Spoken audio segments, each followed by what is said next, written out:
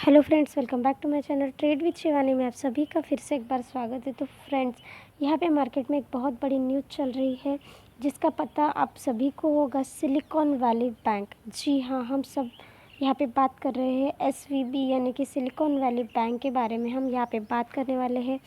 तो 2008 के बाद यहाँ पे सबसे बड़ा जो कोलैप्स हुआ है ये सिलिकॉन वैली बैंक का हुआ है और कल यानी कि फ्राइडे को इस बैंक को शट डाउन यानी कि बंद कर दिया गया है।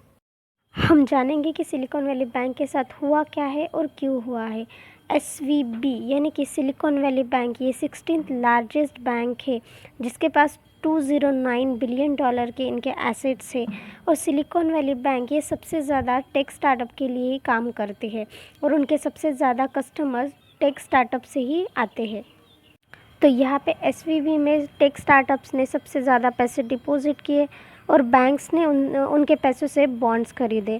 तो बॉन्ड से उनको इंटरेस्ट मिलने लगा, लेकिन वो इंटरेस्ट बहुत ही ज़्यादा कम था क्योंकि वो बॉन्ड्स बहुत पहले के इंटरेस्ट रेट पे लिए गए थे और आज के इंटरेस्ट रेट और पहले के इंटरेस्ट रेट में बहुत ज़्यादा डिफरेंस हो रहा था और उसके वजह से बैंक को बहुत ज़्यादा आज के रेट में नुकसान हो रहा था। यहाँ तक तो फिर भी बात ठीक थी, लेकिन बड़ी प्रॉब्लम कब आई जब उनको बैंक को इंटरेस्ट रेट कम मिल रहा था, इसलिए वो टेक स्टार्टअप को फंडिंग नहीं मिल रही थी। तो इसलिए टेक स्टार्टअप ने अपने खुद के पैसे निकालने के लिए वो बैंक के पास आए और अपने पैसे विड्रॉल करने के लिए आए। लेकिन बैंक के पास खुद के पास ही इतने पैसे नहीं थे कि वो उनको अपने पैसे वापस दे दे।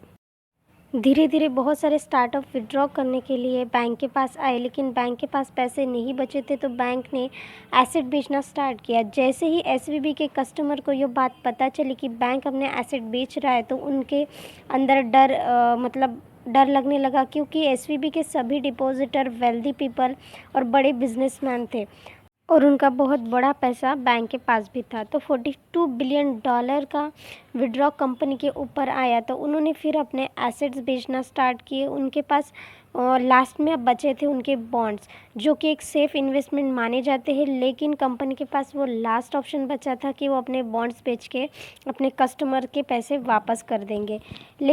लेकिन उन्होंने वो बॉन्ड्स भी लॉस में बेचे तो कंपनी को $1.8 बिलियन का इस एसवीबी बैंक को लॉस हो गया।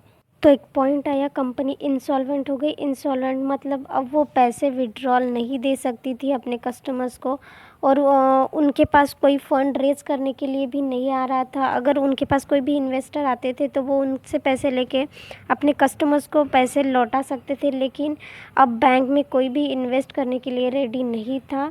तो इस तरह से फाइनली फ्राइडे को यह बैंक शट डाउन हो गई और इसीलिए डाइवर्सिफिकेशन मस्ट है।